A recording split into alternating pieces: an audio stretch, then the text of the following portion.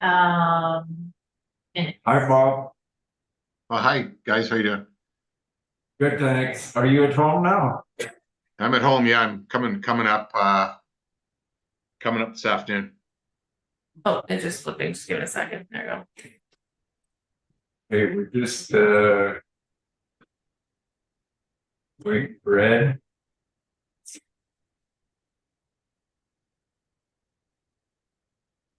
Oh, Ed's there, but he just muted it. Yeah. Ed, can you hear us?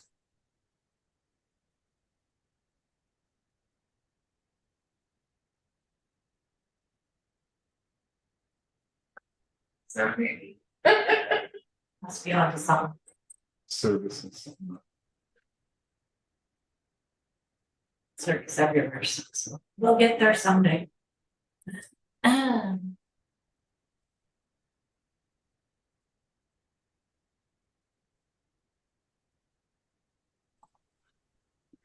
Hello. Hi, Ed. Hi, can you hear me now? Yeah, good. Okay, so we'll call this meeting to order at 9:31. 9:31.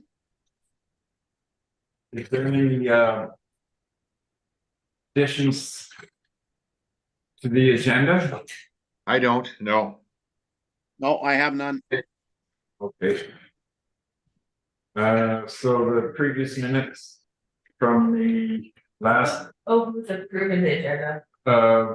I needed approval for the agenda. Just to make you aware, under 5.2 on page 3. Oh, hold on, we have to do the agenda first. Oh, the agenda, sorry. Just getting ahead of the game. He keeps getting to me, sorry guys. Who's approving the agenda? I will. Yeah, I will. Okay, all in favor, yep. Okay, Melissa. With the June 12th minutes, there is a minor change after reviewing the Municipal Government Act, so 5.2. Under Sarah, Brandon, Stephanie Kane's questions, May 15th, we had to add in a clause. Council allowed public members Stephanie Kane's to question council and Aptus engineering delegation regarding pond wetland versus stormwater retention legislation differences and responsibilities in regards to her property being adjacent. So you're just gonna have It had to be noted. that in there. Okay. Yes. Okay,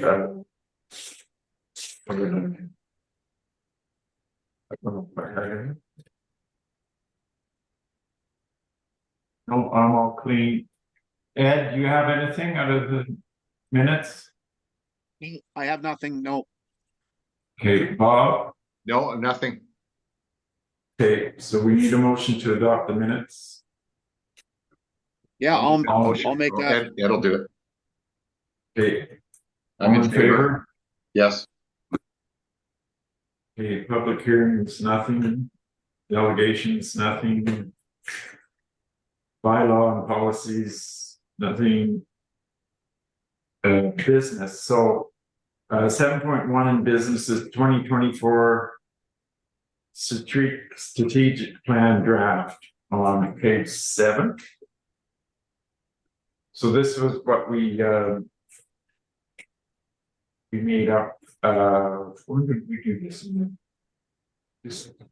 April, May, April, no, it's May. Okay, It was prior to approval of the budget, we needed to get this done. right. So in going over this document, I mean, it is a fluid document for sure. April 4th, it's done. Yeah. April 4th, okay. So we did it April 4th. 24. So this plan is changes all the time, of course, because you have different priorities year to year. And it's looked at year to year. And this one there's already been some, in my opinion, there's been a few things that are Moving ahead, changing in there and we're getting things done. So I'll just give my overview of what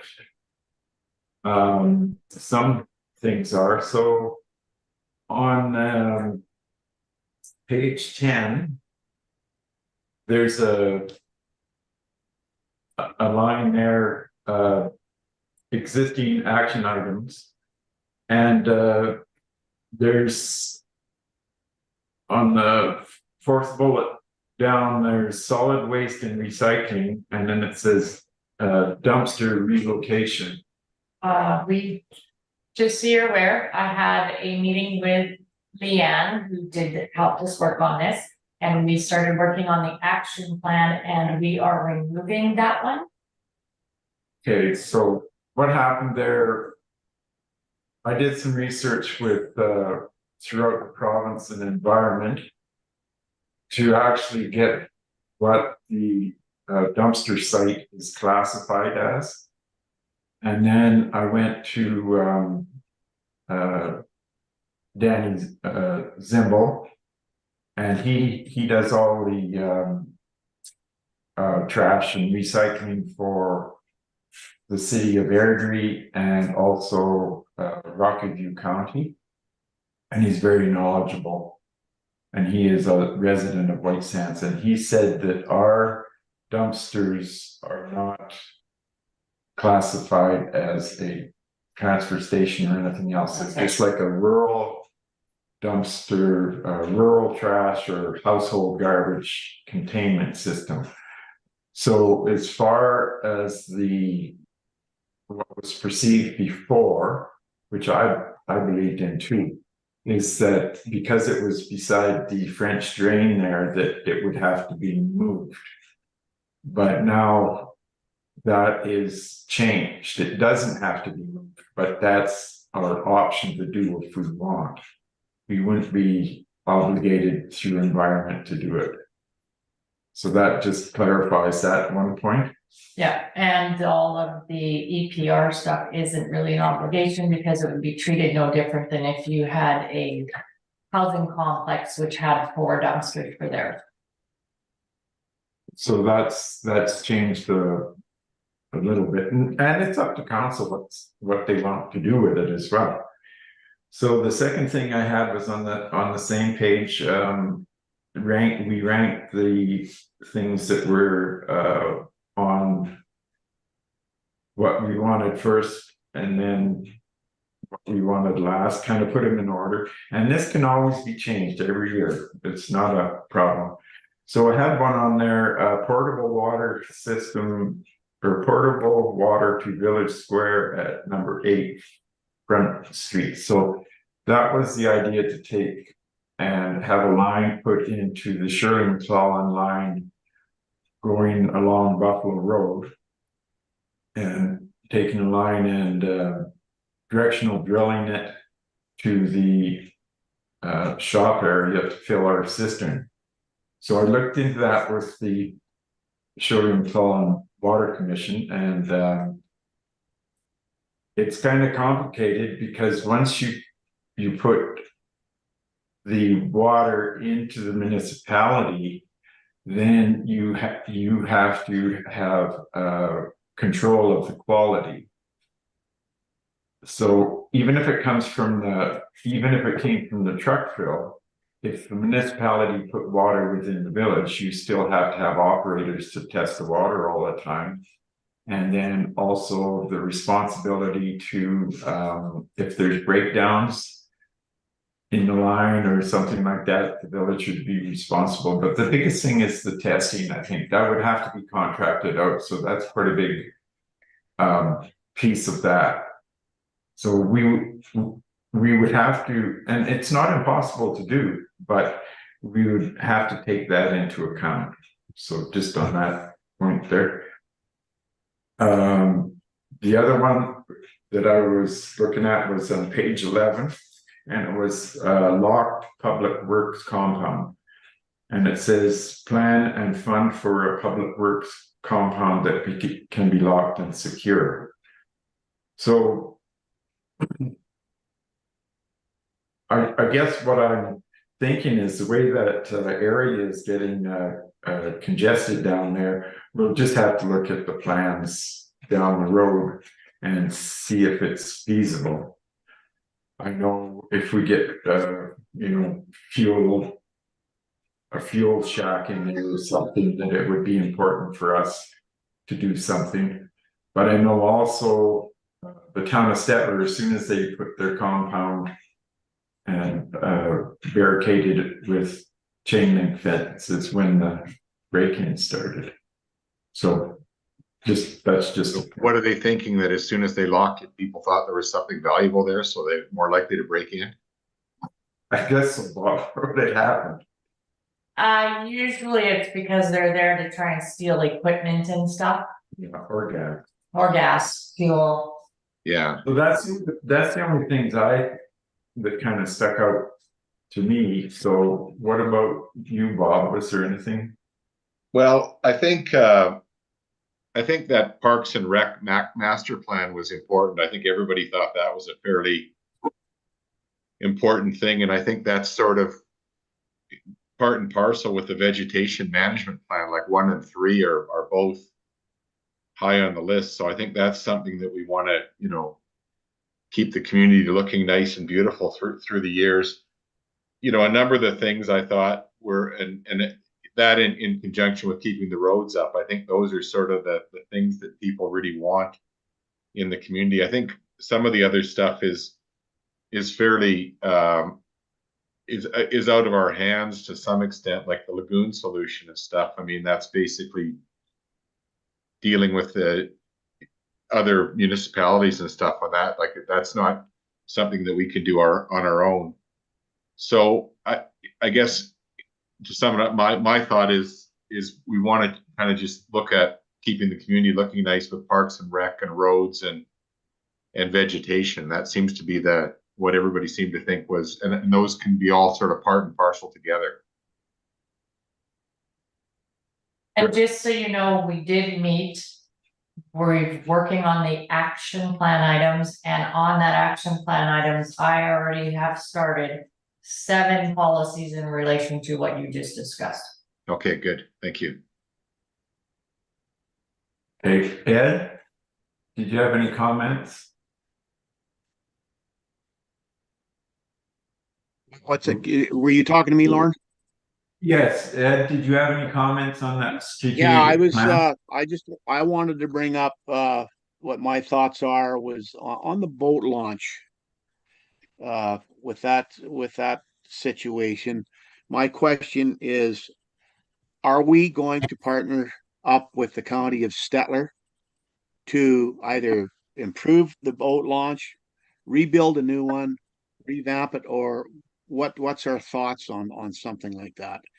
Because I think, to me, that's one important subject that we have to get a handle on, because people are gonna really need some answers here shortly. Yeah, with the conditions on the Bar W resort up there, one of the conditions of the development permit was the county of Stettler, they would either put their own boat launch in, or else the county of Stettler has to partner with White Sands to make a plan on what's going to go on, and we haven't been approached yet. And that's where that stands. Okay. I mean, they did do some repairs, and we went 50-50 on the repairs, but there's no formal agreement signed agreement yet, Ed. So we're kind of waiting to see if we can be, or what's going to go on. It has to come from the county though, because that's one of the conditions of their development up there. As far as I know. It can be a council initiative on your side too. That would be a resolution of council, whether you would want to somewhere down closer, maybe not right now, but to start getting the process going, to do a resolution to initiate the discussions, then I can do a letter to schedule a meeting, and that would have council approaching this subject, and you can start working on some of that stuff. That is in your guys' Right. ballpark to do. I think probably maybe add to is, I'm not 100% sure, but there's also that piece of property that used to be Lyle's in between. And there is some, I'm just not sure whether that's finished off, because remember there was gonna be some trade of some land or whatever, but I'm just not sure where the new owner is with the county on that either. So that could be part of it, but I'm not 100%, but we can certainly initiate. If you wish, that would be a council resolution to. If you decide you wanna do that, you want a letter sent to the county that you are open to this and would like to schedule a meeting to discuss options of partnering. That would be an Well- approach you could do. Well, my feelings on this issue is it should be addressed ASAP. Because if we leave it any longer, it's already the 1st of August, and it'll be next year this time before we even make a decision on what we want to do with that. And people want out there. We need it. We need it for the village. I agree. I think that as low as the lake is right now, it's probably a great time to sort of do some stuff to that boat launch or whatever to make it better, because you can do it without having to drain a bunch of water and put a bunch of barriers up and stuff like that, and get it ready for when the lake does come up. I mean, I think it's probably worth talking to them about it. Okay, so that's we can do a resolution now in this. So we should make a motion to have administration approach the Have administration send a letter to the letter to county. the county of Stettler. Wondering what the position is as far as sharing the boat launch with White Sands. How about to initiate a meeting in regards to sharing the boat launch in White Sand? Yeah, it doesn't need any details, it's just saying that we're interested, and they were certainly interested. Because I don't know if the new owner's gonna put in a boat launch either, so we don't know that part. Right, but I think if you go to initiate a meeting to discuss find out. this. So you can start trying to figure out, because this isn't going to be a quick fix. Unless that's something you guys both collaborate on and decide, or it's going to be a bigger plan. Okay, so, Well, as far as we know now, the new owner, we don't even know if he's going to pursue his development yet. So, I mean, if we're gonna wait for a new owner's decision on whether he puts a marina in there or not, I don't think we can afford to wait that long. and that's what we'll do with this letter, we'll find out what's going on there. So can you get that back? To have administration send a letter to the county of Stettler to initiate a meeting regarding sharing the boat launch at the Summer Village of White Sands. Regarding repairs, upgrades, Okay. and sharing options for the boat launch. Repairs, upgrades. And sharing the boat launch at the Summer Village of White Sands, that you said it. So meeting regarding repairs, upgrades, and sharing the boat launch at the Summer Village of White Sands. It's up to council if they feel that is correct, or would you like to add or change it? I think that sounds okay, I mean, it's very preliminary. So, I'll make that motion. okay, all in favor? Yes, Okay. Okay, so I guess that does that, we don't really have to change anything in here, I mean. No, this is Just discussion on the, so we know what we're into it. you just checked off one of our action plans, because that was the council side, because I don't have that control. Right. Okay, so Is there anything else? Anything else on that? Anything else on the plan, you guys? No, I thought that No, was good. I'm good. I'm good. Okay, Are they gonna approve? Okay, so what I'm looking for is that you guys do a motion to approve the draft as presented. And then the next meeting, we will be bringing this back with the slight adjustments and an action plan that we will follow through the year. okay, I'll make that motion. All in favor? Well, Yes. to approve. Approve the draft, yes. Approve the strategic plan draft. Yes. Okay, the next item there is request to cancel RV permit for an invoice, so. When it comes down to it, the folks involved here. Didn't realize the.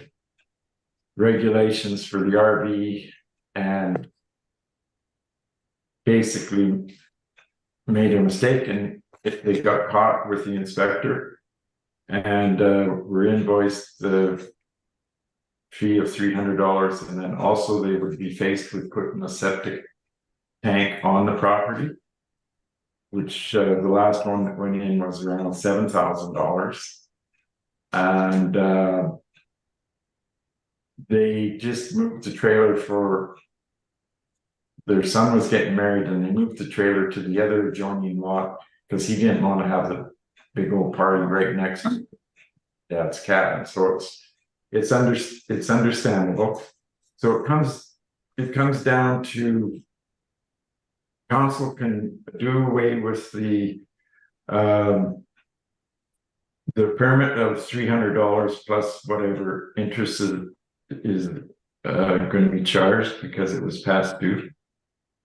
And we can do. It's not, just to clarify, okay. It's not past due. Yeah. She said it was on the 6th. Oh, maybe after this, hold on, I can double. We'll double check this for you guys so we get the accurate information out here. So. In reference and reviewing your land use bylaw, this is what you guys have approved in your land use bylaw. So we've just been following the land use bylaw. Now. When it comes down to properties like this, all we're asking for is the RV permit. To be paid. Based on your land use bylaw and what you have approved. As for moving forward, we would say if it is going to be used as. What you guys have decided vacant properties are. Then it would require sewer. It doesn't mean she has to install it now, but it would require moving forward. So that's not being forced yet. This was a one time that they had this situation, but the permit is laid out in your land use bylaw that this permit would be required. Yeah, so administration. And there's no penalty to get, not until August. That's right. Oh, she told me the 6th of July because it was 30 days or something. So. It's no fault of, certainly of administration, it was just a mix up. But you guys set the bylaws so that they're to be applied over the whole community. RV permits is a contentious issue in the whole municipality on every property. But you passed this bylaw, we implemented it, this is your guys' decision on how to handle this stuff.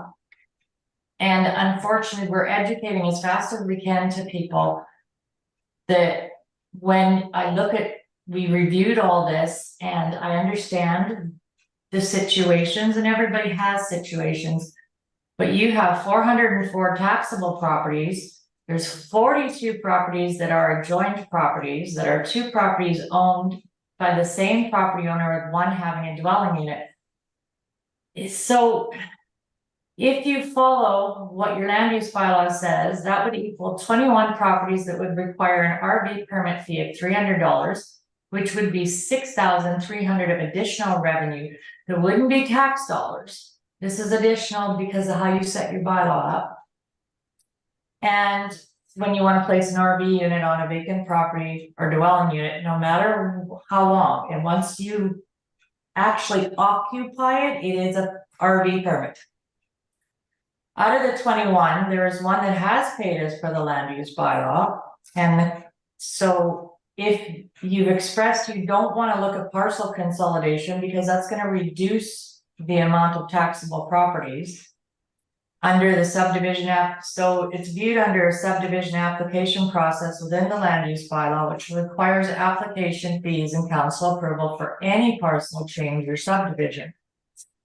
So the best, you have all options, but if you don't start applying your bylaw consistently across the board, then why do we have a bylaw? Well, as soon as they found out what was going, as soon as they were invoiced, then they didn't realize. And that trailer was up there for 2 weeks. 2 weeks and it's gone and it'll Right. be back on there again. But Because then- they know. Right, and then there's other bylaws you have in place that. I'm trying to educate, like the fire bylaw, I'm educating. And. If I just completely enforce, how do people actually learn?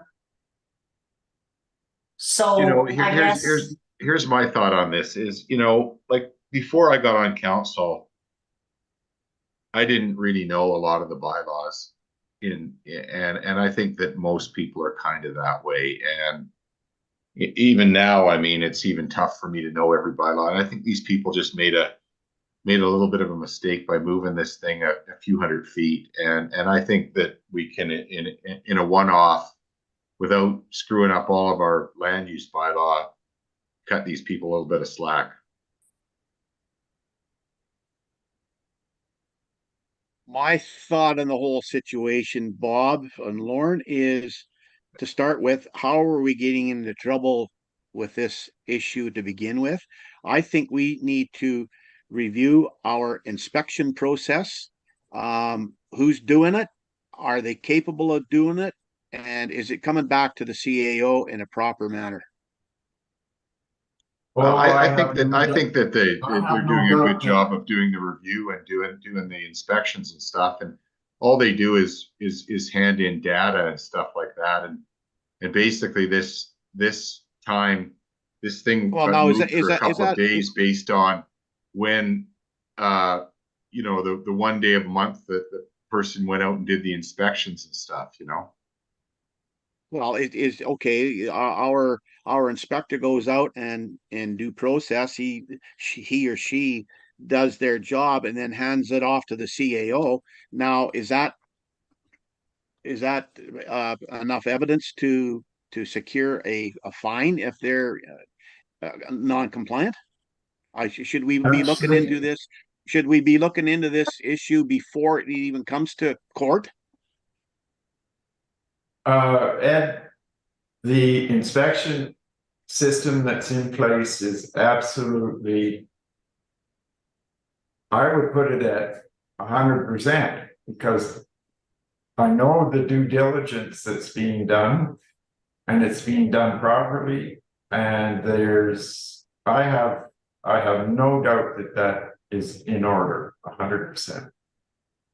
Okay. so I guess your guys' option is you can consider this as another cleanup item for the land use bylaw and provide better clarity on how these 21 property owners will be considered under the bylaw in relation to RV permit interpretation. That's one thing, which you are working on some amendments and cleanup.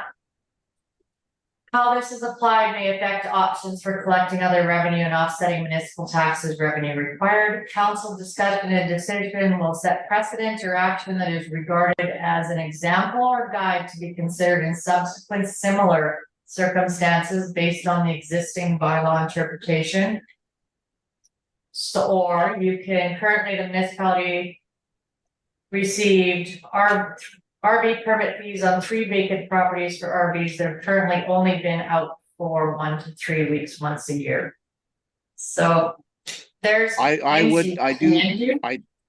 I do wanna say that I do agree with Bob on cutting some of these people some slack. I think if people are coming out for, you know, a week or 3 weeks or something, and that's what their plan is, you know, that's their plan for their vacation and whatever, then we have to make them do the follow the land use bylaw. But this is a one-off thing where, you know, they were having a stag or a stagette or whatever they were having for, and they were just kind of worried about the noise, and they just kind of made a bit of a mistake. And I guess we just have to accept the fact that we all make mistakes once in a while and cut people some slack. So my thought is this alternative two, where motion to approve this one as a one-off thing, waiving the $300 for these people as a one-off, and with the condition that we clean up the land use bylaw next year. With the condition to deal with these 21 properties? Well, that's getting into.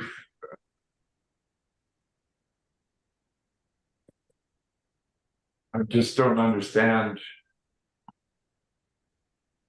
I mean, if the bylaw needs cleaning up, that's fine, Well, but that's already on our radar.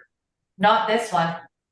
This is, you have 42 properties within the municipality out of your 404, which are adjacent property they own, right beside. This is the situation, 42, which means that how do you want to treat these 42 properties that are actually only owned by 21 property owners? Well, there's no, in the 2015 land use bylaw, adjacent was in there. It's not in there anymore. That's right, that was, but again, It was, no, just Yeah. hang on. Yeah. The reason that was taken away, it wasn't only the RV thing, it was if someone had an adjacent property, they were. Sorry. Can you see? It's not only the RV section of land use bylaw, it was also taken away because of the fact that if someone had a residence on one property, they could build an accessory building right? on the next one to a Yes. maximum of about 1,100 square feet. And then there was a situation where it was sold, and then you got a lot with an accessory building on it. Yes, That's the main reason. so And that's, as far as the RVs go, yeah, I have no problem with releasing or not collecting this $300 because it's just a one-time deal. And if you gotta go into the bylaw with these other 21 adjoining, this is where we're saying, is this an amendment that you want to do in the land use bylaw for these specific 21 properties, so you can have that discussion? Because I think if you're right, it was taken out because of accessory buildings. So how do you want to treat it now when it comes to just an RV on? Are you gonna allow it because they have a dwelling unit? Are you gonna say it's a limited amount of time? That's all, we want clarity because we need to make sure we're applying this across the board. So we wanna deal with these exact properties in one batch. So Like these we other do. 21, sorry, these other 21 properties and these three that they've only come out for 1 or 2 weeks a year. So when they're in the land use bylaw, they have to have a tank or whatever, right? Like a sewage tank, right? Correct. So they've Yeah. already got, so they had every intention of using it for an RV on a regular basis, right? Correct. That would be the interpretation, yes. That would be, that's my assumption, right? And so, but my assumption is that these people don't sort of plan on using it that way because they haven't put in the tank.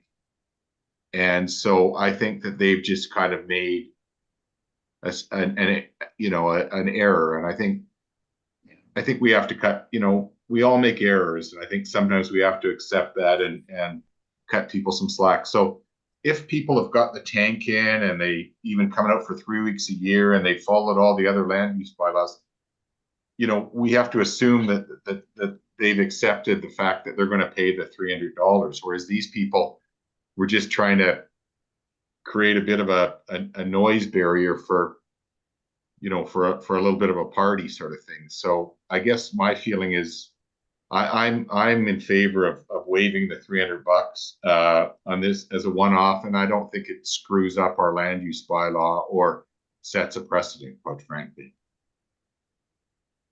I agree. I I agree. do agree. Yeah. So I guess Um, I would like to make a motion that council approve waiving the 300 permit with no conditions on a one-time basis for these people. Okay, so you're waiving invoice number 2024500058 as a one-time? Yeah, and if they do it again, then we charge them, right? Because they know the rule now, right? If they do it next time, if they do it again, then they get charged $300. I mean, that's, you know, they've apologized, they've said they're never going to do it again. We take them at their word and carry on from there. Yeah, all in favor? Yes. Yep. So council have to waive the RV fee on invoice number 2024500058 with no conditions on a one-time basis. Yep. Okay, And who made the motion? Bob did. Perfect. Okay, Okay, just on this, still on this, Aaron, there's some mistakes on your list. So I just follow what Uniware pulls me up. well, Mr. Muniware is wrong. So there's 1, 2, 3, 4. Okay, we can discuss after. We will. Because this is a real important thing. Something becomes vacant to residential, a shed can make it residential. So I can't know for sure. Yeah, no, but Properties. there's one property that is across the road from the other one kind of deal. It's not adjoining. Okay, we'll talk. Okay. I just a stickler sometimes for, we gotta have as much as possible our tax done. And it's nothing to do with what you're doing, Mr. Muni. well, unfortunately, when it comes down to assessments, as soon as you put a shed on, it changes to A resident. res. Because that happened to a resident. So we got confused on that one too, so we're learning a lot. Yeah, and it's kind of the Buffalo Lake IDP, as soon as there's a lot, it's classified as a residence, right? Whether it's got a shed or not. So. Okay, council reports. Melissa's got a rather extensive report. I would think you guys read that. Are we doing counselor or CEO? We're doing the counselor ones first, right? We can. Whichever you Well, guys that's what's decide. on the agenda. Okay, sorry. Okay, You skip yours. Eddie. Yeah, I got one beef here, and it's and you guys know it's been ongoing for years now. What are we gonna do about this golf cart situation? I don't want to be the one to drop the ball here because I'd be the most hated person in the village if I make a motion now, but I think we should certainly talk about underage kids driving these golf carts around, because I know it's a liability factor, but that's not what's on my mind. I don't want to see anybody getting killed. And it's inevitable. It's going to happen. I know I'm working in a big resort as we speak. Their rules are so far ahead of the municipal of White Sands. It's unbelievable. It's Now not the only issue, Ed, is question, the roads that where you're working right now, are they public or private roads? these are public roads. Are they? Yes, they are not allowed on site. We have our own bylaw where we do not allow golf carts. We do not allow ATVs of any sort, any small, large or big. They have a bylaw that they do not allow any of these units on the property because of the liability factor, more or less. But it's a human life that I'm worried about in our own municipality, because I know these underage kids are not driving them properly. The parents have been warned over and over, and they still let them out there to drive around irresponsible.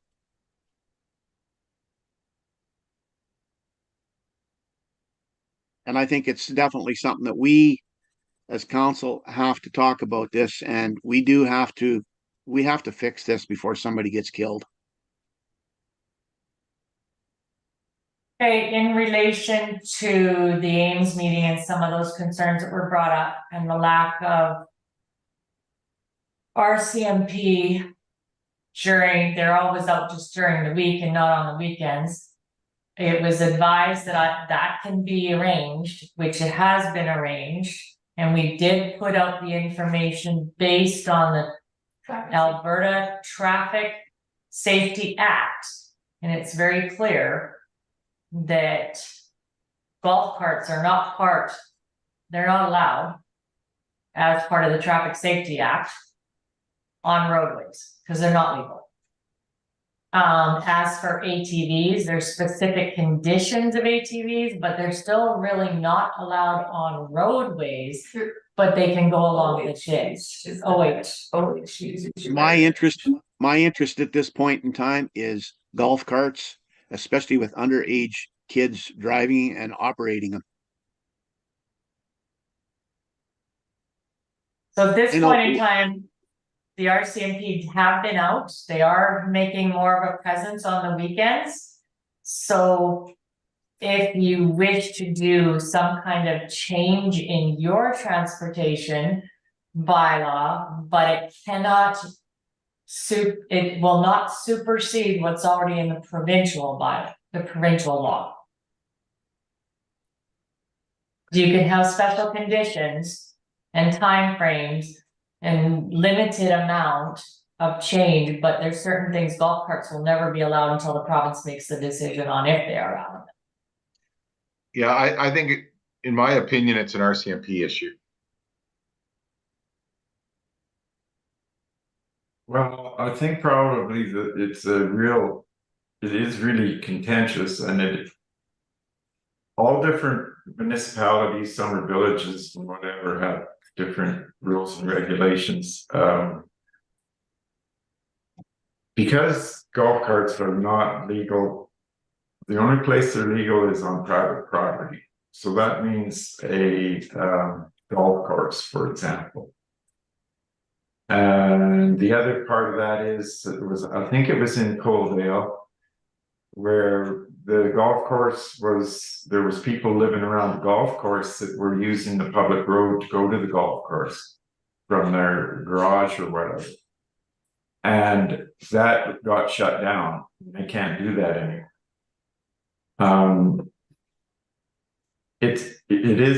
There's been two resolutions put forward by Alberta municipalities, two municipalities that put a resolution for the fall convention to allow them in certain conditions in municipalities. And I don't know whether it was Summer Villages or who it was, but Yes, it was Summer Villages that made that, but the province is still in review of that, and there has been no change. So it's still up in the air.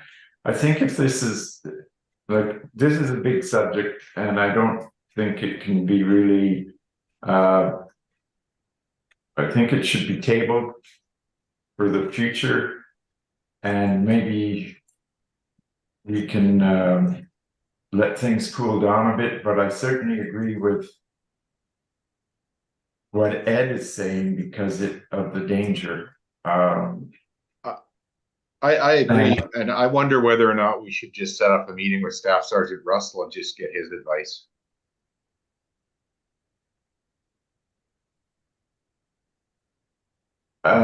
He has to follow the law. And Yeah, the law is, they're not allowed on any public roads. yeah, Now, just so you're aware, in the conversations with the staff sergeant, this, the first part of this is education. And they will need to enforce, but he did agree that he would educate, they're tracking the education. And then enforcement would be coming if it was required. Yeah, I think it's just kind of a cool down period. there's nothing that we can do that can override what the RCMP does, right? So for No, us to, this- for us to this- make motions and stuff like that, We can't. any motion we have has to follow the law of the government of Alberta. And so basically, in my opinion, this is an RCMP matter. Yeah, we would be able to regulate side by sides and that would be able to be done, but it's very complicated too. It's a big deal. It is. It's unfortunate because it's taken away a lot of people's sort of fun, but I totally agree with Ed that it's a dangerous situation, and how somebody has not been badly injured or killed to this point is beyond my comprehension, you know? And then the reason this has come into play is all this came from the Ames meeting. Ed, I think you brought up at the last meeting also about them running down the main road going to the boat launch. So there was concerns that were brought forward. And so we're just addressing those concerns. And it's kind of out of our hands unless council wants to do exceptions, but that would be something you could review later on. Yeah, and I think we'd have to get a hold of the insurance company as well as like at the open house we had. There was probably 80 or 90 people there, somewhere in there. But we also have probably 400 or close to 500 of eligible voters in the village. So it's not, you know, it's, I know the comment has been at more than one of them annual AGMs that we don't call it now, open house or whatever it is. Throughout the years that, well, the RCMP only come out and drive around on Wednesdays. Well, that was put forth and that's where we sit, but and I'm worried the same as Ed, and I just don't know do we have to make a motion to table this, or, because I would really certainly want to, I really want to carry on with this discussion at a later date even, so. Yeah, I agree. We have to make a decision. I think it's a good idea to table it. I'm just, it's just in the back. I'm just praying nothing happens. That's all. So do you want to table it with direction for me to research other municipalities, or just table it and rediscuss it in the fall and then do some searching, or what do you want? Like, I need a little bit more clarity on that, because is it just a table to discuss further and make some decisions later on what kind of information you want to look for? I would like that one, Melissa, yeah. Table it until we can have further discussion. Okay, so do you want to table it to the fall meeting? Would that give you enough time to research things? Or would we table the use of just golf carts and underage driving? No, it's Whole smear. Whole schmear, okay, tabling UTVs, OHVs. OHVs discussion. You want to go to September? Sure. Sure. Okay. to the You know, September it's meeting. really a can of worms. But anyway, yeah, So the September meeting is So you're only discussing, you're not giving any other direction yet. September 18th. you're also Melissa, would getting, you be able to, would you be able to research other communities for us to see what their land use bylaws say? According Their to golf carts. transportation, their transportation bylaws, yes, and do you want that comparison of summer villages across the province or just central Alberta? What specific, cause I know they're out there. And they're pretty conditional. I think summer villages, but also. There's a lot of subdivision, so if you, let's say if you did the county of Stettler, that's the same as Scenic Sands and Buffalo View Estates and all that would be included in the county of Stettler, so it'd be easy to get it from some counties. We have There's that one. lakes. Yeah, we got that one already. And we already got a copy of cameras already, we already know about that one. Yeah, and there's also Summer Village. If you put it out, we can just look at either their land, it won't be in land use bylaw, it'll be in the transportation bylaw, and we can pick them. Out of other summer villages. Okay, so you But wanna add. could I just say one thing into- just before? Golf carts are definitely a no-no, so there's not a bunch of time spent. I think the issue is more what you're allowed to do with side-by-sides. Yeah. Because golf carts, you can research all you want. The answer is no. It violates the traffic act or whatever in Alberta. I don't know what the right word is, but Alberta Safety Act, yeah. Safety Act, thank you. So I think it's more a matter of what is allowed for side-by-sides. And the conditions and whatever, Yeah, so. so you want to, okay, so we've got it, So I have, to table use of OHV discussion to the September 18, 2024 regular council meeting. And have administration research and bring back findings of other summer villages and similar municipalities, transportation bylaws. that sound about right. You know, there's I think so. 300 and some municipalities, so. Similar, it said, Okay, so. it said similar municipalities. Don't go overboard, Yeah, like. So we need that motion, Who likes that motion? I'll Is make that it, good? I made it, hey, all in favor? Yes, yeah. So in your research, don't go It's easy. overboard, okay, I'll do what I can on the gravel area. but take. The cross section, Yes, yeah, and then like all the populations and the proximity to the lake and all the rest of that stuff, you know. I already have kind of a thing I could probably dwindle down based on populations and sizes and kind of start from there. Yeah. And there is some communities like around Pigeon Lake that just have the lake road Yes, and no backlots. Well, there is across the street, but there's some of them as well, so. I'll make sure whatever summer villages I choose, I will also look at what the county in case they're within a county. Okay, Okay, Bob?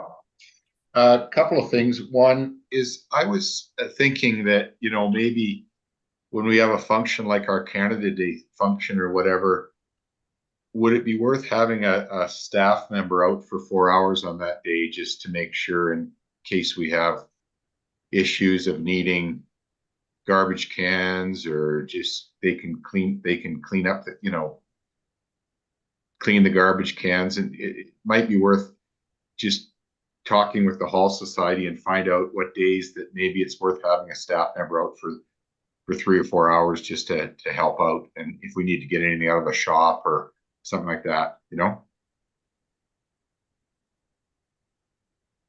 yeah, if you guys want to make a change that during the summer months, we will have summer months or on a special event request notice to reschedule and have a staff member for 4 hours on a weekend, Saturday weekend, and yes, I can do that. And actually, when you think about it, it doesn't really have to be a staff member as if there's someone appointed within the village that is It would responsible. have to be a staff member. I So think a you're- staff it's member, actually a Well, supervisor. you could make them a staff member for that. I can't legally. Thank you, Lauren, but I can't legally. But- So, but for yeah, the sake- I'm- but for the sake of $80, right, for 4 hours, if somebody's, what, I have no idea what, not, I'm just pulling a number, but for the sake of less than $100 in somebody's pay, it could solve a big problem, right? Yeah, I don't have a problem with this. Make a motion, please. That motion, Bob? I'd like to motion that, we, coordinate with the Hall Society on what days that they would maybe need a staff member for, to be on, available to work on a special, special function or something like that.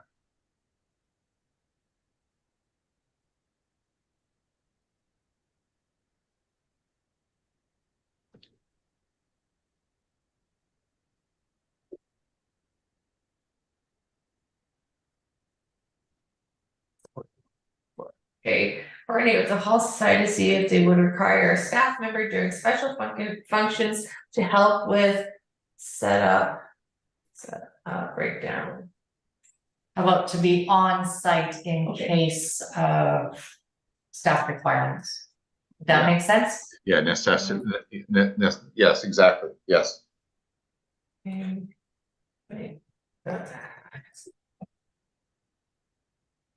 In case of what, sorry? Required on site for staff requirements of any maintenance during an event.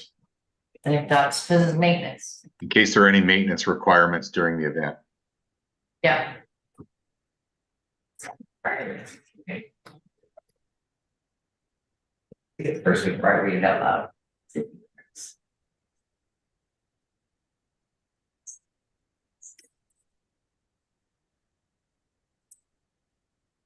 So I have to coordinate with the Hall Society to see if they would require a staff member during special functions to help and be on site in case of maintenance requirements during an event. Yeah, I think so. I'll make that motion. Okay, All in favor? Yeah, yeah. Yes.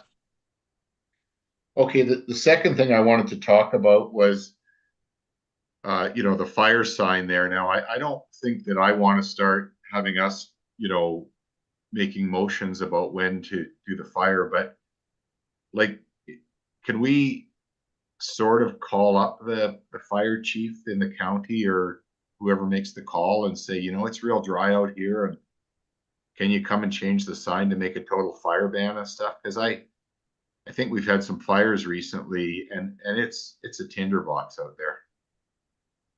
Yeah, our fire bylaw always had a section in it where the CAO, Melissa, could call a fire ban within our municipality, Okay, but it was very seldom used because I don't think it has, I can't remember when it ever was used, but it's there.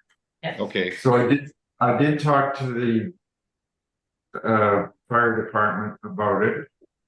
And the suggestion was really strong to have it there, and it says right in the wording time to time.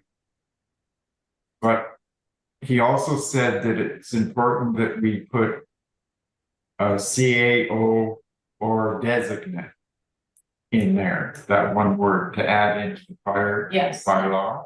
And a designate is whoever I appoint if I was awake. And when Yeah, it comes to something like issuing a complete fire ban, wouldn't matter where I am, we get a hold. yes. Yeah. sure. And the other thing that they said, or that they told me was that to make sure that it's your own decision, it's your own municipality, and you have the power to do it. So don't put anything in there that says with consultation with the fire department. Okay, For example, the town of Stettler is sometimes different than county, yeah, and that's, okay. that's, So as long as we have that ability, it just, there was a couple of worrisome fires in the last, and one wasn't necessarily in the village. I think it was close by the village or whatever, right? So really, in short, what you're saying is our CAO has the ability to call our own fire ban, put on our own fire ban? right, Correct. Now, clarity on that. So your fire bylaw already has the community set up for restricted fires. Okay, so when you see like the county put up on Friday, they put a restricted fire ban. Now, the reason they did restricted, because they have other things that you can do within a county that you can't do in our municipality. Okay. Our bylaw is already set up that we are restricted. You cannot have a fire without a fire pit, and it must have an arrestor. So putting on a complete fire ban is, for us, would be if we're covering that nobody could have a fire in their fire pit. Yeah. Okay. Again, this comes back to bylaws, right? Because, you know, I think you're supposed to have a grate there, and a lot of Yeah. people think that having a pit is acceptable. Again, that we may need to do some educating on that too. Correct, and that's what we've started to do, because, yeah, you're right, a lot of this is the education, knowing that these bylaws are in place. Okay. Okay, so the third thing is, I see Stephanie there, and we were supposed to have a report back from Sarah today now, so she didn't get it done, I'm assuming, is that correct? That's correct, it's in my report, because the resolution you guys did, they're proceeding and they're already trying to, it's in my report, however I put it. Yeah, I saw that but it sort of said, but it may take some time. Like, what does that mean? And we really need to move this forward, you know? So how do we move this forward? We are moving it forward because they're already submitting stuff into Alberta Environment. Okay. And Stephanie, I think, has got the permits to do this and stuff. So is this going to be something that she can do sooner rather than later, or when are we going to get this done? How do we move this along quickly, I guess, is my issue, right? Yes, Stephanie has provided her change on what she wants to do. And we've already submitted it in as the change for the development permit. Aptis Engineering has those changes, and based on the resolution you did last time, they're proceeding to. She wants to be able to fill in her portion of the property on the wetland. We So will come could back we with make a the motion final. that basically she, like, as soon as the permits are approved and whatever, that we don't have to wait like 30 days for us to have a meeting to approve this? Is this approved for her to go ahead, like as soon as this wetland assessment comes in, and as soon as the building permit is approved, or the work permit, like, can she go ahead on this like ASAP as soon as all the ducks are in a row? Yes, Okay. you already approved to do that part for her to be able to complete her part. Okay, so That's how already do we, approved. so what are we basically waiting for right now? We're waiting for the wetland assessment, right? And the new development permit was just forwarded to Yeah, our development officers as of yesterday, when I put payment within our system and forwarded her drawings and her application to the changes. So that has to go through that process first. How long is that gonna And- take? How long will that take? well, that is, we've already reviewed the application, so probably the 20 days doesn't require, so there's 40 days, up to 40 days. And then The surveying is done, all that stuff is now in submission to Alberta Environment so that we can get actual what's gonna be in place or what needs to happen when the fill-in goes in. So everything's in the process of moving ahead. I can't give you a guarantee that it's gonna be done in 10 days. But the process is to get this completed prior to winter. Okay, so Everything what's the done. holdup? The holdup, I just need to get this straight. The holdup right now is the holdup our development officer, or is the holdup right now waiting for this wetland assessment? The holdup is the wetland assessment. Yeah, And how it's, can we push Aptus to put this to the top of their list? It is at the top of their list. It's Alberta Environment. yeah, it's already gone, Bob. Okay. So Alberta Environment can blow this off for a long period of time, or is there anybody we have over there that we can call to say, we need an emergency order to get this done like ASAP? That of Christine Bolton's hands. I don't know any other than what the engineers sent off to that part of the department.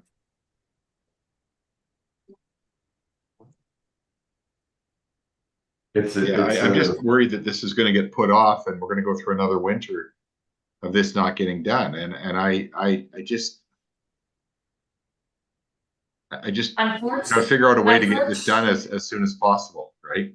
Yeah, unfortunately, I can't give you guys as a council. It's with Alberta's wetland RAT and it's in their hands. I could call Christine, but it's still not gonna change where it's gonna go because it's in that queue. But it is submitted now and all we can do is keep checking, and I will have Aptus keep checking on it and with the engineers to make sure that we're getting somewhere. Again, I just cannot lock in, give you a guarantee, but the whole idea is to get this done as quickly as possible. Yeah, I mean, there's no way that we can approve something without this, so we can't just, I mean, I'm to the point right now that I'm ready to say to Alberta Environment, if you don't approve this in X number of days, I don't care what you say, we're gonna let this get done. I don't, honestly, this is, you know, if it was their property, they'd be a heck of a lot more worried about it than somebody else's property, quite frankly, you know? And I want to figure out a way to put a gun to their head to get this done ASAP. I'm quite, you know, I just really, I don't want them dragging this out for 6 months and having to go through 7 layers of management on this or whatever, right? You know? Well, I think your opinion there, Bob, is right, and it's there's a big lineup of you folks. In some areas, like it's just terrible. The approval system in the province for some stuff is not good. And We can't approve an emergency type situation to get it shored up on an emergency basis. If you had, let's say, if there was a flash flood at White Sands and you had to have it done, basically a phone call would do it. But this is not an emergency. Well, it kind of is. I mean, her house has got foundations it's wrong. cracking. That, to me, that Wrong. my foundation's cracking. I'm thinking it's an emergency. Well, they're like, I don't know. I've been in contact with other municipalities and everything, and I go to the meetings with the environment, and some of the environment people there tell their story, and it's not the front line people, it's the whole department is I'm afraid it's not functioning as well as we would like. But if you go up there or a phone call or email them and really give them hell or go to the minister, then next time you want something, I don't know. Yeah, And it's Wow. a fact. And again, I know what you're saying, I think everybody does. But depending on the situation, if you have a foundation that's falling in and you're not near a wetland, you do what you need to do based on getting your permits and getting it done. This one is a bit of a tighter, different situation. We're trying to work as fast as we can to help the property owner. This isn't an easy fix, but if we get everything in play, then we're not breaking any of the laws. We're getting it set, and she can have her construction project and complete getting it to her property line. I do foresee one more delay, that's not answered yet, and am I allowed to say that? Can I bring it up? do we allow her, we have to approve allowing her to speak, right, Laura? I can send it to you an email after, but, Stephanie, just a short, yeah, I just, the building permit. Remember last meeting, we talked about us just finishing at a 4-to-1 slope, like that's dirt. Nothing else, I just want to clarify that on the building permit, cause that will probably come up as an issue when we Okay, go through. So you need to send an email and then It's I, on there. okay, Like, there's so no That's all finish, she needs. okay, there's no finish on it. You know, just as long as everybody's moving this as quickly as possible, I'm just quite worried about what's gonna happen to her house, you know? but if you're talking about clay, Yeah, Yeah, but that's all been submitted for the development permit. Yeah, okay. Is that okay? yeah. Okay, thank you. Okay. That's all I got. Okay, thanks, Bob. I got a few things here. So I know I've mentioned it, but over at the pond there on 3rd Street, to get, and it doesn't have to be engineered. I'm telling you. A culvert put in the folks' driveway so the line can go, if it's an emergency pumping, so the line can go through the culvert and be fused onto the existing line, so there's never ever a chance of flooding.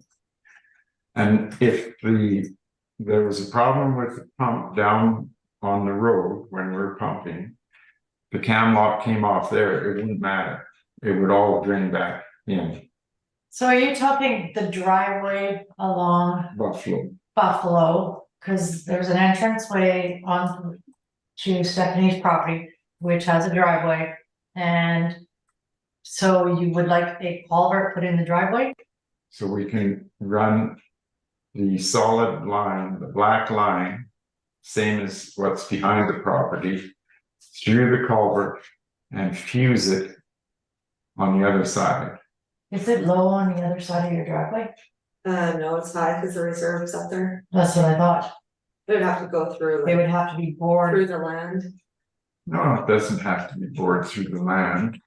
All it has to do is go through the culvert and turn right where the trees are. You have to go, but it stays the same height at the top of the road, like it keeps inclining up. Yeah, It doesn't come down to the other side when you're getting into like Ken's property over there. That's yeah, it doesn't matter. Okay. I'll have. to- Come out and I'll show you what I'm You thinking. bet, yeah. Okay.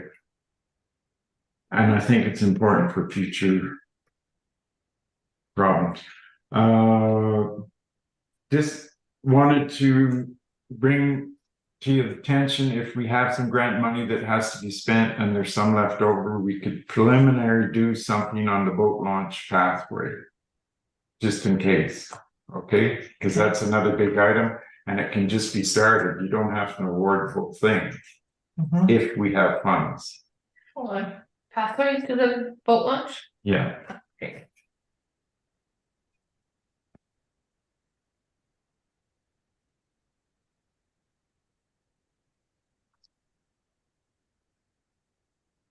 Okay, sorry, Got her? yeah, Okay, and I was talking to Harold Wynn over at Gull Lake. He does Village of Gull Lake and Parkland Beach. And just on, it was a side item, and it was on, they've gone away from the landfill authority, and they're gonna have a contractor pick up the trash. Yes, because it's already done at Parkland and not at Gull Lake. Right. So they've arranged for, this is just for information. 270 lots that they pick up at, and it's $29,000 a year all in. That's just for information. Yeah, but, okay, yeah, that's good information. So, council, do you understand that what they've done there is that they, like you said, it's 209 lots, and then that $29,000 contract is divided by that, and that's the monthly costs that every property would have to pay. Yes, Where so, was Harold from again, sorry? Parkland and Gull Lake, In Gull Lake? yeah, 270 lots, he said. 270, okay, yeah, and they just, it goes along all of them, whether you want to or not, you will have to pay that monthly charge. Mhm. So that's just for information. Monty Meloche has, you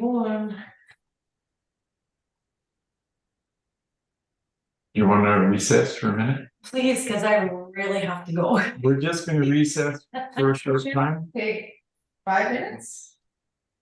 whatever, run. Okay, thank you. Okay, hold on. I'm gonna put that in.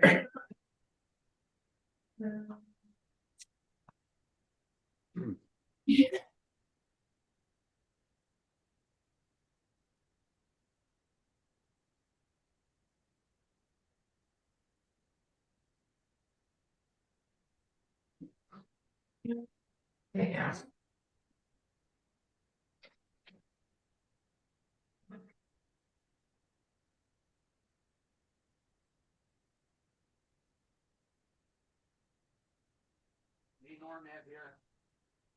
Yes?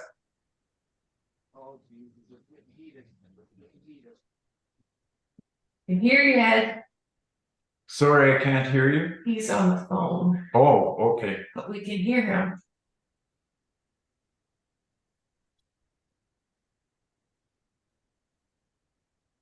No, I mean, the most of the load goes correct till 5 o'clock, stops me on.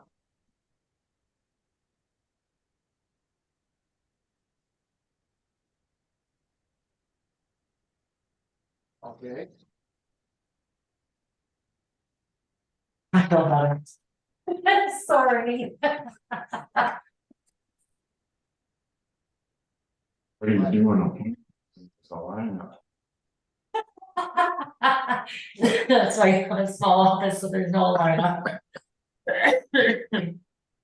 okay.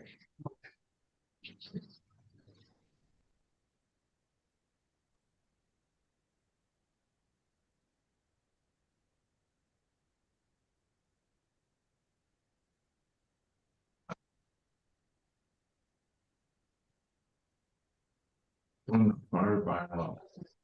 You'll just bring it to me. It doesn't make it. We haven't yet, but it's still valid. The way it is just standard now is you always have designate. But we don't even have a bylaw for designate, so I have to look on that. Yeah, it's just that piece that doesn't have designate.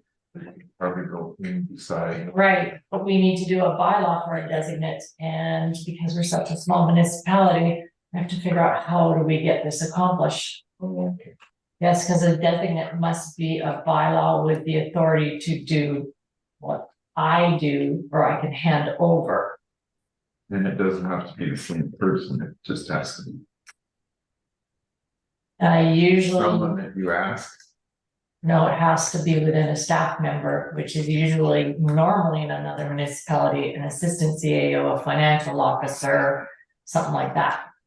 But Or because we're, counselor. no, you can't.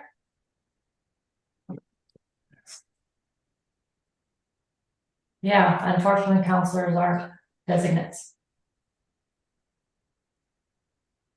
Okay, are we ready again? I'm here. for 10:49, sorry. Wow, brain's dead. Moved by Lauren Thurston to motion to 10:49. Yep. Okay, Ed, are you there? There's no coffee. yeah, phone call.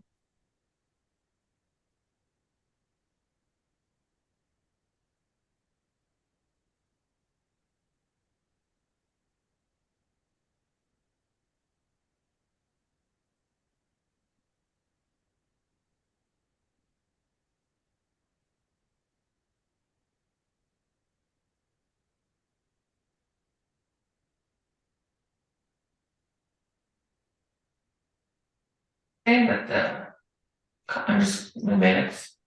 For that $29,000 a year, that's a month, or that becomes a monthly cost that goes on the residents. Well, it's a formula that gets created. Okay, Okay, so that 29,000 is an annual cost okay, for garbage pickup.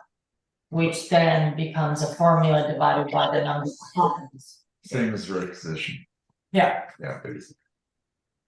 Okay, but no property can refuse. so we'll just carry on here.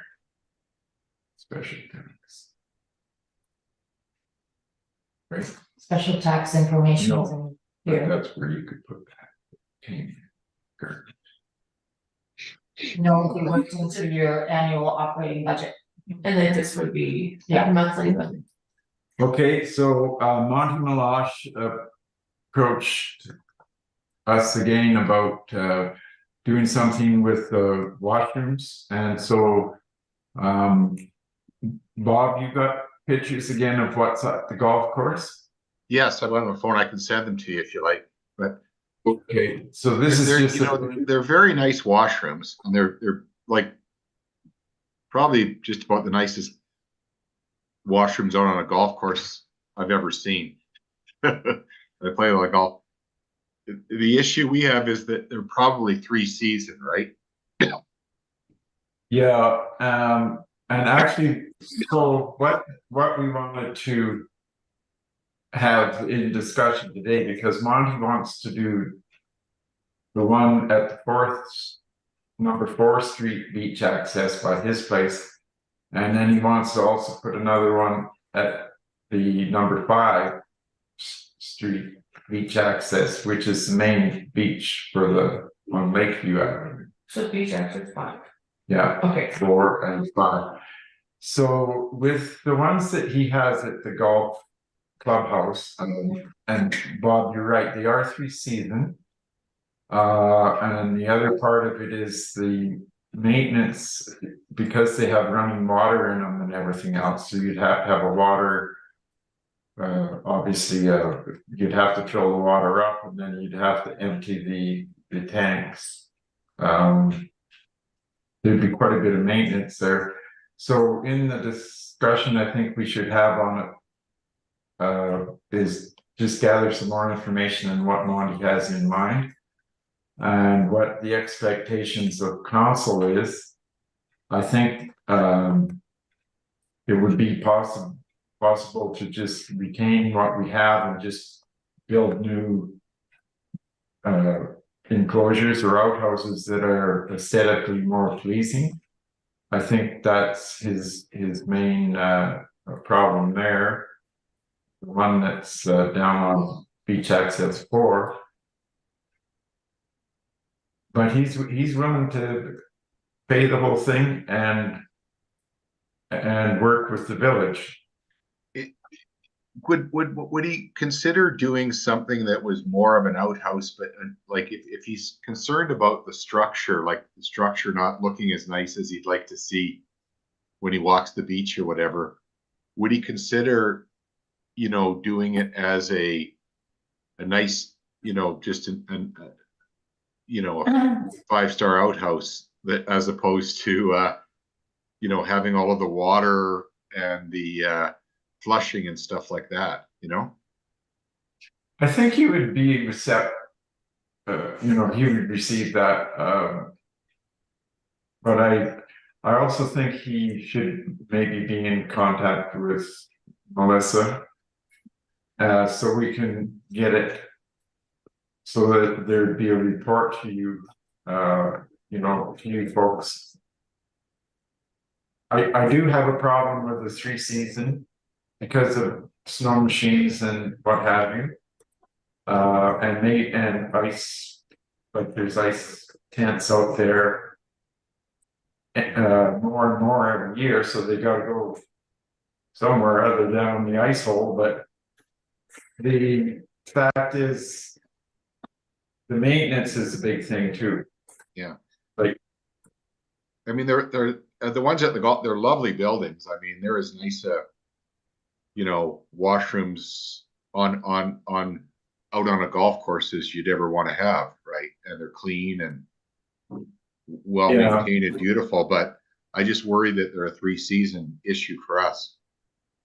Yeah, and the maintenance, but could you forward the photos to Melissa and Ed and I? Yeah, I'll do it. They're on my Sometime. phone. I'll put them on my computer and send them right after the meeting. Absolutely. Okay. And then I highly recommend that you guys should direct him to come and talk to me and Leanne. As for development. And we can look at the thing as a whole big picture, because if you're going to go and replace 2, what's the consistency you're gonna create across the board? Because if you're gonna upgrade in the municipality, you should look at your whole system you have. Yeah, and that's true, like I know that, like the one down at the. Some of them are, they're old, and some of them, the doors are rotten and maybe just re-siding to match whatever he's got in mind or something. I have no idea, but Right, but that's I something we think should talk about. Yeah. if he's willing to put donation funds or into the community, how would you take that and make it useful across the whole board so you can get that consistency? Because just picking and choosing certain area just because doesn't seem like a good proper plan to look forward to and see what is the intent. And then council can review everything and make a decision across the board for the whole community that benefits everyone. Yeah, and it's probably like he's only interested in the 2. So, but whatever plan comes up could eventually continue slowly, because we have 9 of them. Right, but you've got a plan then, and you can budget it within a 5-year plan of how you're going to do replacing and making it consistent across the board. And there's a little snag there, the one number 7. So I guess ultimately what we should just do is ask Monty to have a meeting with Melissa. Yeah, I think so. Okay, let's do that. Okay, I'll set that up. I've had some complaints. Not as much as incidents, but loose dogs on the beach. They're supposed to be leashed, but I don't know, it's an ongoing thing, has been for years, so that's something that maybe we'll, and there's signs at every beach access, no fires, dogs must be kept on leash. But it's just not, it's not being adhered to, so I just thought I'd bring that up, and maybe we can do a little more education and. Yes, and people can do the bylaw complaint form online. They somehow they just don't want to do it. I know, but They do, because at the meeting, somebody brought up about a green complaint form, and I kind of got confused on that, but I have figured it out. Town of Stettler has a complaint form that they printed on green paper. And same as what we are doing, and they called it a green form for complaints. yeah. So people do know they need to fill out a complaint form and sign on to it. It's just encouraging more and more people to do it, and I think it's starting to happen. It's on the front page of the home page of the website. There's a complaint form you can fill out there. Right, And then there's a paper one you can print off and do it that way too, but the one that's on main page is a Google form that takes all the information, they can upload pictures to there. Yeah, but I think at this point, I'm gonna continue with the education unless council decides you want me to bring out enforcement to walk the beach. well, with, as far as the complaints go, there's lots of people that would rather talk to a counselor. Mhm. And not do the formal thing, so that's where this is coming from, and that's why our Yes. reports are here, right? Yeah, So we can't stop that, we can just educate, because I'm not gonna tell someone that phones me about something, go online and I'm not telling them that. no, but normally it is council's responsibility to direct them to come to administration and we'll walk through the process with them. Or educate even further. Yes, taxpayers do call your counselors, but you also need to really direct them so that the bylaws. And stuff we can educate, and that's where the education process comes in. Right, and that's It's why, not council's burden to carry that load, it's No. to direct, that's why we have council reports, you betcha, yeah. yeah. Okay, so that one is donors.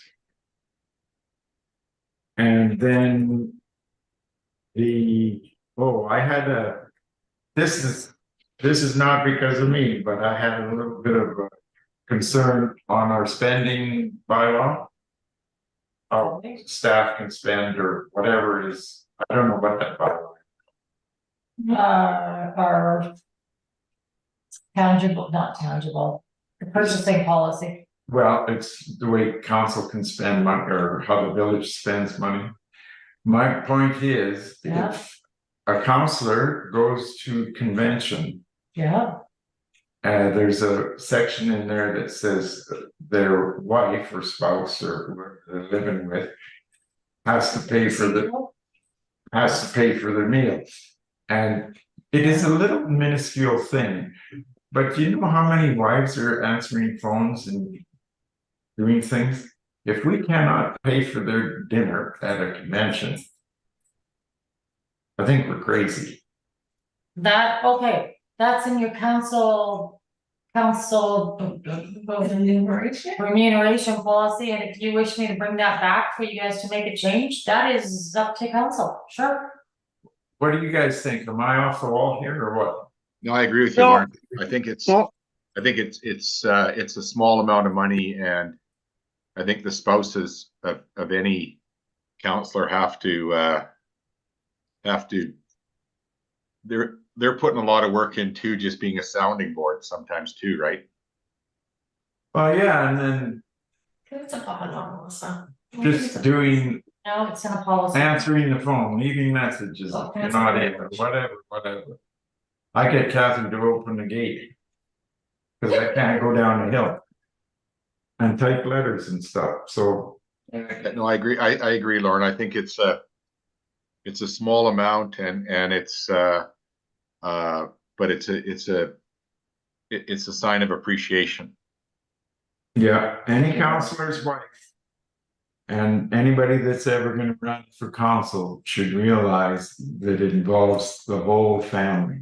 So if a spouse or partner accompanies a member of council to a conference, convention, banquet, or reception, the expenses of the spouse or partner shall be considered a personal expense, so we'll bring that back and you guys can make a change. So we need a motion. Yeah, okay, I'll move that for sure. Could you word the motion? Yeah, motion to bring back council remuneration policy number X1 for council to review 3.4 of the policy. 3.4, when do you want it back by? Next It meeting. doesn't matter. August, It can be next year, I don't care. No, we'll do it now. so August 21st. We could do it for September in case there's holidays coming up and stuff. I mean, it's not crucial. It's a minor tweak. It's easy. To bring back council remuneration X1 policy for council to review 3.4 on August 21st, 2024, regular council meeting. Yep, Great. I'll make that motion. All in favor? Yes. Yeah, If you're not, your wives will shoot you.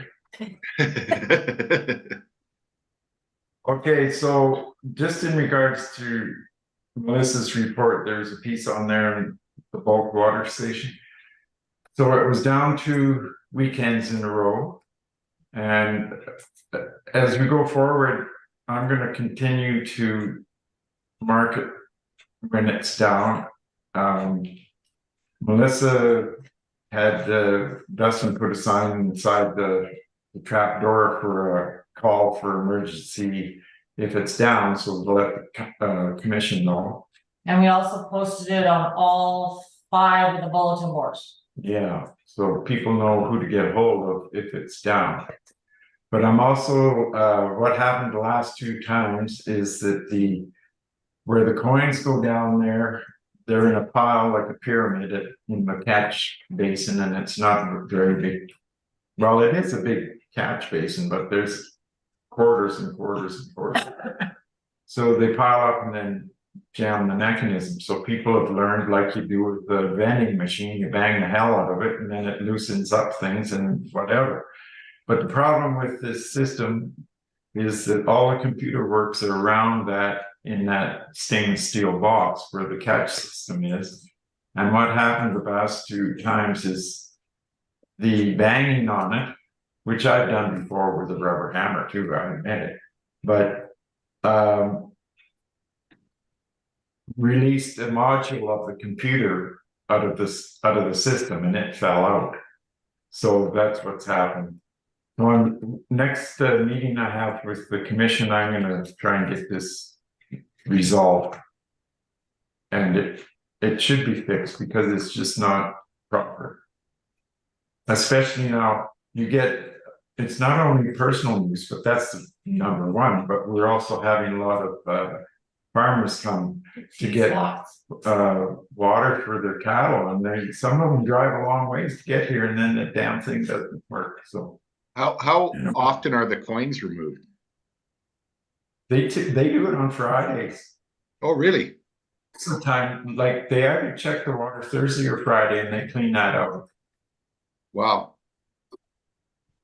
But this time, when the computer chip fell out or the module, then it would not even take pins. So it was down completely. So their only other choice would be go to Roshan Sands, and it's just a bucket fill, like it's like a garden hose, or else they gotta go to Erskine. So that's all I got. Move by going to approve the council reports as presented. I'll make that motion. All in favor? Yes. Thank you. And the CAO report, I assume everybody's read. Do you have any highlights? Yeah, my highlights is the beach maintenance rotation is working like a charm. People are actually contacting us now, so we're working it in for removal. So that's worked out really well. And that was a real, it's a real good thing, because if the piles are left there not picked up, email or phone into the office and they'll get picked up. And people love that idea. I've had nothing but positive feedback. Just need small piles really dry. And then, and the Small smaller piles. piles, yes.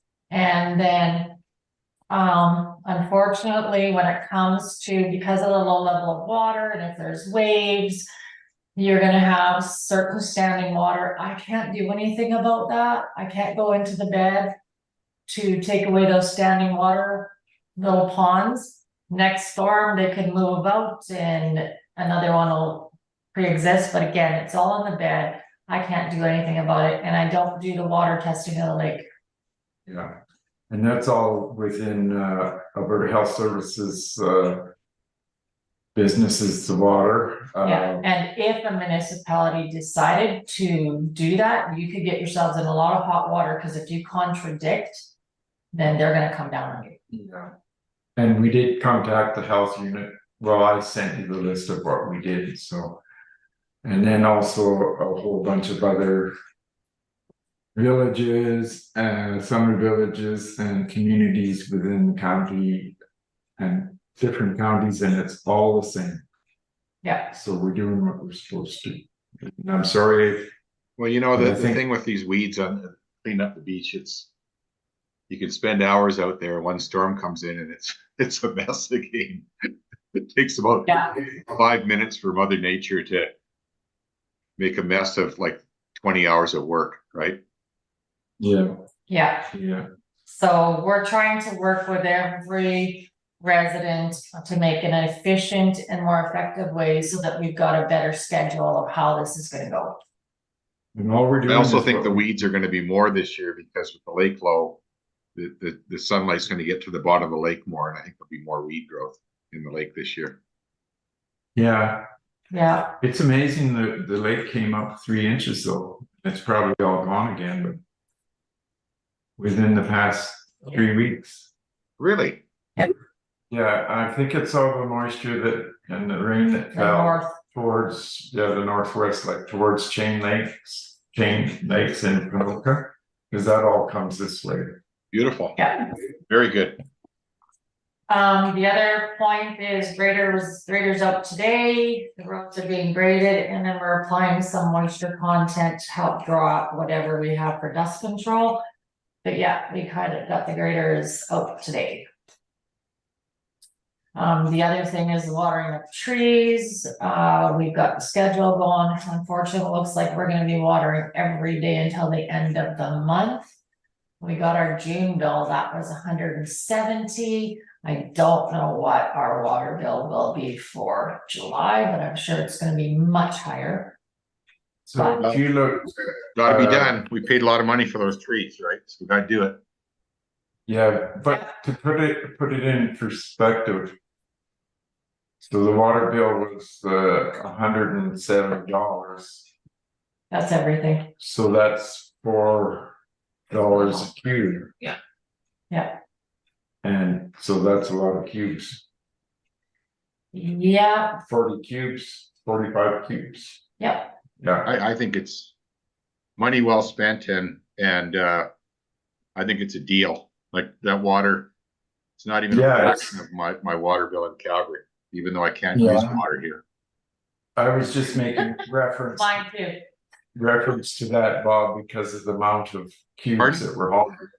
I was just making reference for the amount of cubes that they've been hauling, not price. I could care less about the price.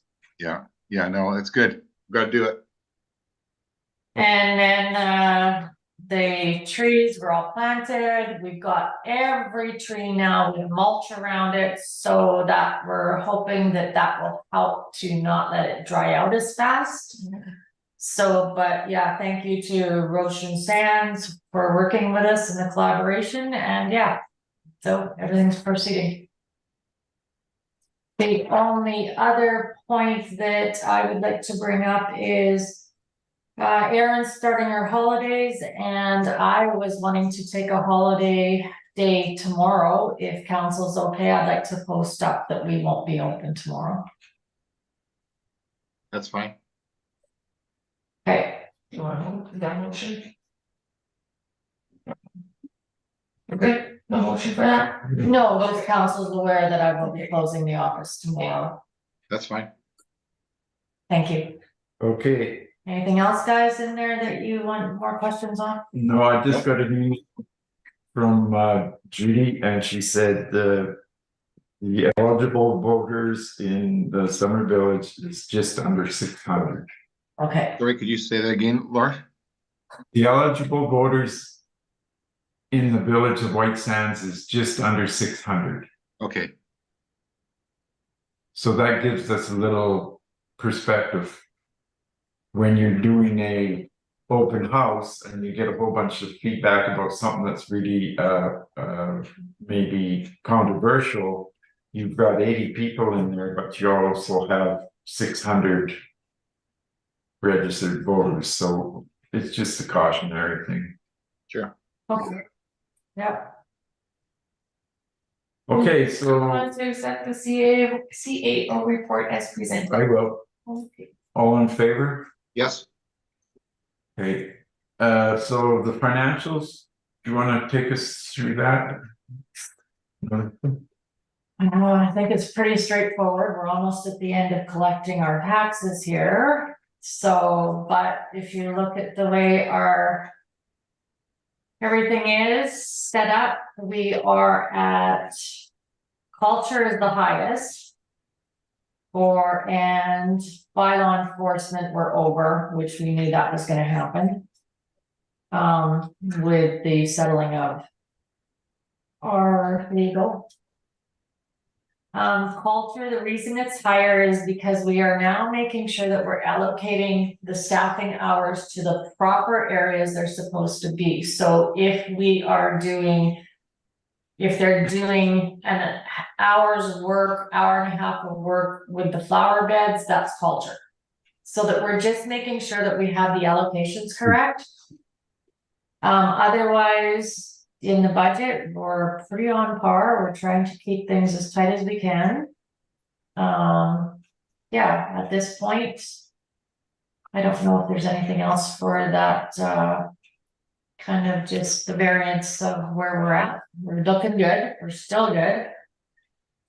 Capital, we are just getting into it, so at this point, not everything is been applied for yet, but we're in the process right now of the Front Street widening. I have a meeting this afternoon.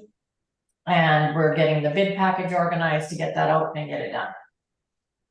The office is still working on that, but we've already got that in progress. And then the Public Works, Dustin is looking at a small European truck is what we've decided, because they're really popping up now. So we're gonna take a look and try and get something within that budget frame in a small little truck instead of a UTV. We think it'd be more useful. And OHV card. can he write up some kind of a thing as to why it's more useful and stuff, as like, I'd like to sort of know the reasoning behind some things like that, you know? The reasoning we're kind of going that route is we observed what Roshan Sands has and how they use theirs a lot. The box itself allows a lot more variability of the sides all fold down, so you can do more with it for loading stuff and unloading stuff. The other thing is it's street legal. Which means then we don't have to worry about how do we fit something like that in our transportation bylaw when it would already fit because it's legally allowed. Okay, So it is a very useful and they're very economical for fuel wise and stuff. And for the community with the small tires, you can change them out to more of an aggressive, like a UTV tire. They're very easy to be able to do that. And it would get around onto smaller beach areas so are easier. you talking like, what is it, those Daihatsus or whatever, is that what those things are? Correct. Correct. Can you send the information out to? Like. To council, Yeah.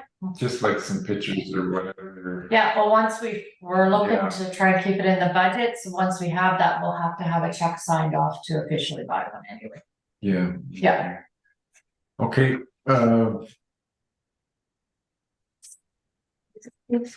checklisting, I had this one, so Melissa, if you could explain. Because this canoe procurement group of Canada, just explain what it is and the association and the pricing.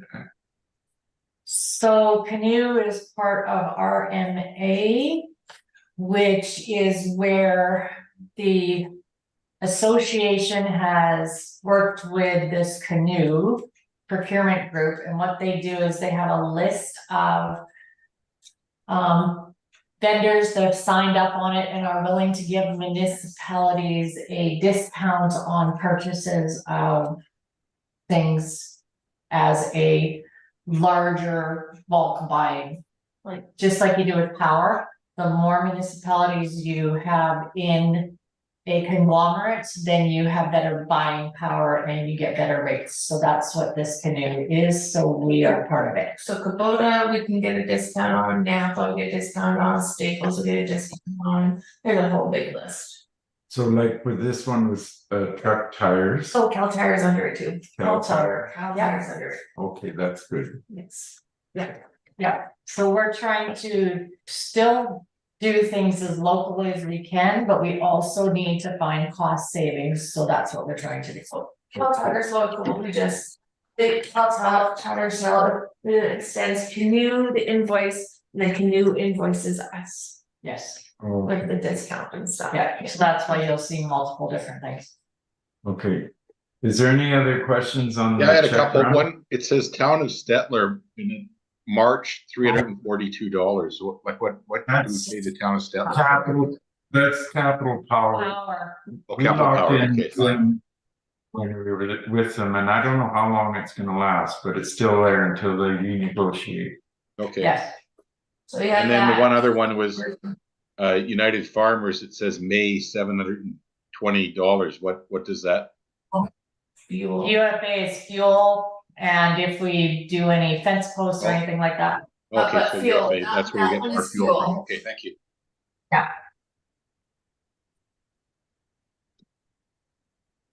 Ed, I'm do you have fine any otherwise.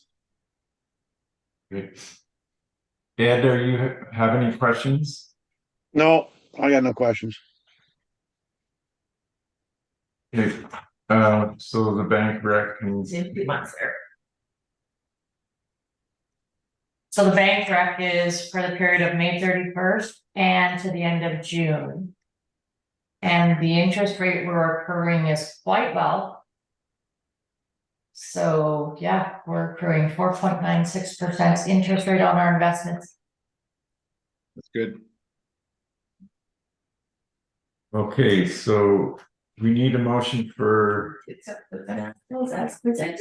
to accept the financials as I'll presented. I'll make that motion. Okay, all in favor? Yes, Okay, correspondence, Alberta municipalities, Dan Rude retiring. And there's also an announcement for their convention. Are you going to the convention? I would like to go to the AUMA convention as it is being held in Red Deer. Would council be okay with the CAO attending it in Red Deer? I don't have a problem. yes, I think it's that's a good- fine. Yeah. I'm good with that. Do any of you two want to go to it? No, What's the date on that one again? It is September 25th to the 27th. Yeah, I'm away that week in Curling Bonspiel, so There's the summer, For me, It's on what are you going to? A, AUMA. oh, it's not AUMA anymore. it's, It's Alberta Munis, sorry. I'm used to calling it that. Okay. Moved by whoever, someone's gotta pick it still, to allow administration to go to Alberta Munis Conference on September 25th to 27th at Red Deer, Alberta. I'll make that motion. All in favor? yes, Okay, so then. There's another letter from Rick McIver. And it's just the negotiations, are they talking about the CCBF, is that the Yes, they're in active negotiations. That's the federal, used to be the federal gas tax. gas tax? So they're in active negotiations to renew for a 10-year agreement. So they're hoping but we don't know yet. Okay. And then there's a letter just explaining what a special tax is. You're missing one. Yeah. What Go did I back. miss? Oh, The thing about the cobblestones, yeah, just a minute, because I researched the hell out of that one. So them cobblestones that we got down there at the hall were originally on the main street in Stettler. And they got rid of the blocks because they put them, the poured cement with the railroad tracks in them. So they had a whole bunch of them, and we bought them from the town of Stettler, and that it's minimal price. But and they're discontinued anymore, which doesn't matter. So we have 2,070 blocks, Oh crap. and there's 4 blocks. Them ones, there's 4 blocks to a square foot. 4x8 inch paver, there's 4.5 to a square foot, but these are different because they got ins and outs and all arounds like that. Yeah, I've seen that, And yeah. then I put the, I don't know, they can't see this. So we have 2,070. Yeah. Okay. Yeah. So if we look at the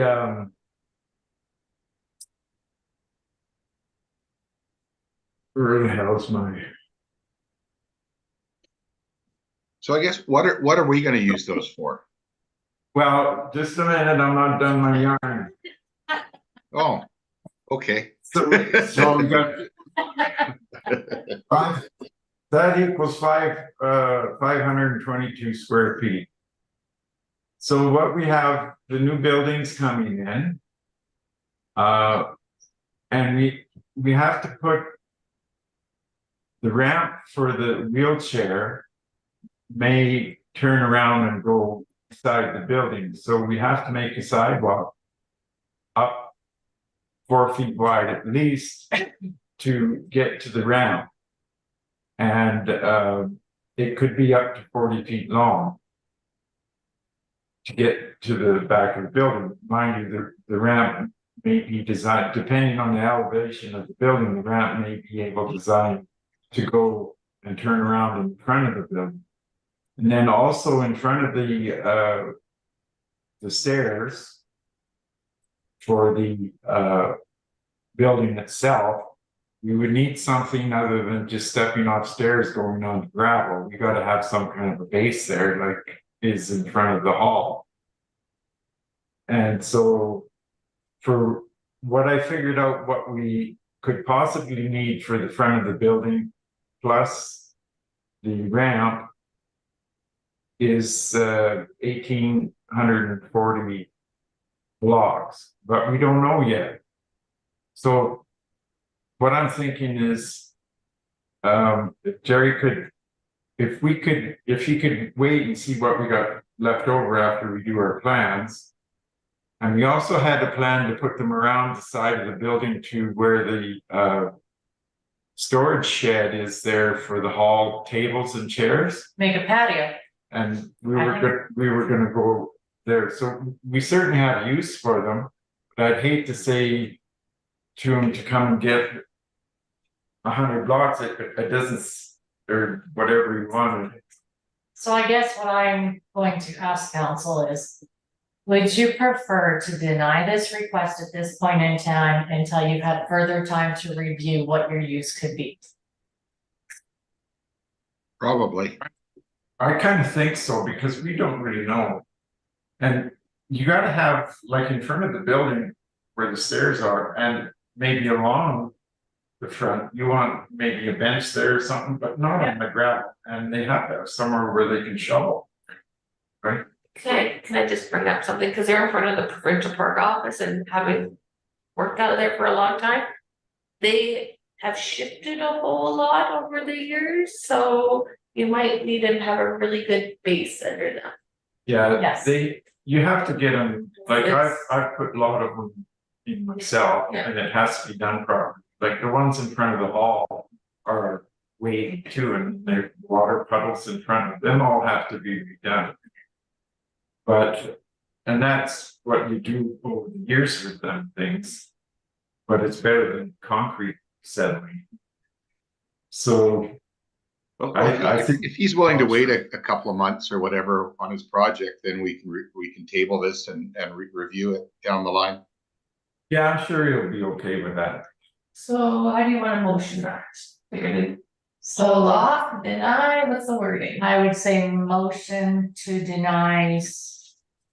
Deny the The request. For interim, property owner 30 Amy Avenue's request at this time, and will further review in the future. It looks like it'll work out for him, but then also. Anything else like we do around the village, it's nice to have a few extras too. Just in case, so whatever. You have to understand that he started something, he quit for a bit, now he wants to finish it and he can't get the same product anymore. So unfortunately, we all run into these situations, right? Yeah, but we'll try and accommodate them if we can. You gotta review after. hold on.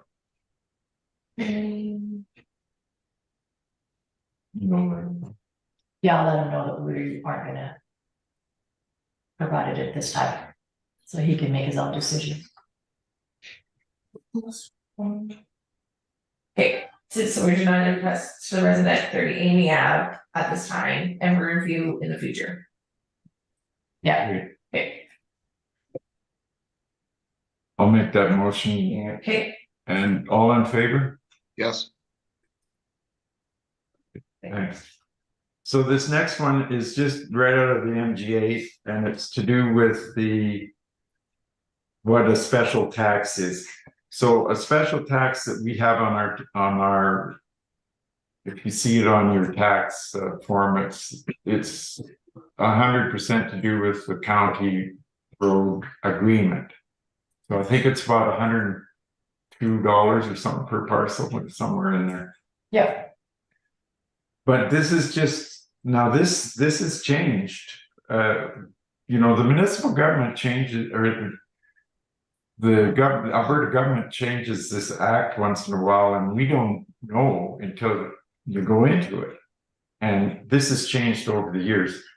But this gives you an idea what a special tax means is it goes on every piece of property, titled property of ratepayers in the village across the board. So these are a few things, and this is just for information. This could change down the road, but there is like we can pay for. like it's similar to your tax rate bylaw, but it's not based on assessments, it's based on property. Yeah, so this special tax goes to the property all across the board, everybody pays the same. So it's just for your information, and it's something that we used well, we're using it now just for one thing, but we've used it for other things like Shirley McClellan. And we used it for fire protection at one time. Yeah, and you can use it for your dust treatment. So you want to do dust abatement, you can do it equally across the board. This is also what they use for your, if you have a borrowing with the Shirley McLeod water line debenture, this would be equally distributed on all the properties instead of it using grants, which limits what you can do yourself in one of your municipality. Yeah, it's just an option to kind of keep in your. MSI. So the MSI, we got the letter, we got to spend the dough, and we signed off last week. Yes, so So we did our first part. Now we have to sign off on the next part. yeah. So it's just making sure that they don't claw back the taxes. Or The grants. taxes. No, it's grants. Okay, so I guess that's it. You guys need to move accept the correspondence as information or yeah, what's it? motion for correspondence, Yes, okay, all in favor? yes, Okay. Just to let you know, albeit that I've got a funeral, but I'll be back for the meeting with, The engineers The and myself on engineer- Front Street. just to make sure that we're all on board and everybody's gonna get the plans and just what the council had in their mind for the past few years is presented as well to the engineers, so. And it's nothing to do with anything else, it's just that I think council should be really involved with knowing what's going on, because we're gonna get some questions if they just go rolling in there. And we don't know. We're not going rolling in, once we finalize for the bid package, It'll be advertised. then we're going to start the advertising and letting people know that we're out in the process for this. And construction will not start until after September long weekend, because I definitely don't think we wanna do any construction prior to that. Yeah, sounds good. Adjournment? okay, we need a motion for adjournment. Yeah, Yep. At 11:35 AM. Thank you, everybody, okay, thank stay you. cool. See you later. Bye bye. That's better than 2:30 or 1:30.